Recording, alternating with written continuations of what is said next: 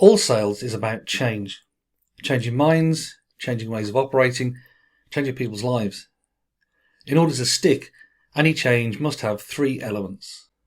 First, an incentive to move from your current position. Second, a simple path to follow.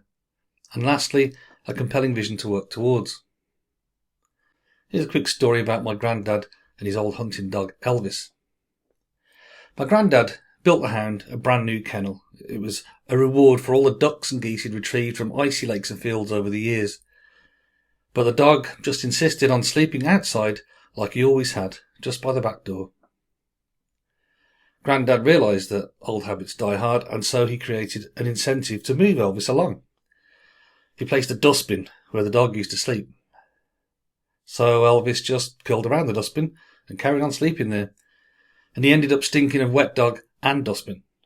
He seemed to quite like it, but unfortunately it meant that the cat went to live up the street.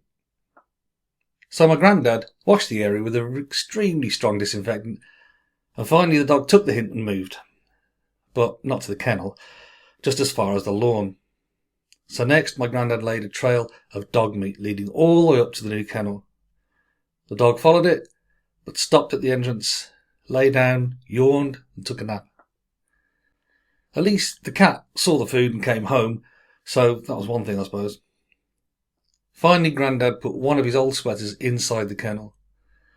Old Elvis followed it straight in, circled around a few times and flopped down, and I'm sure I saw him smile.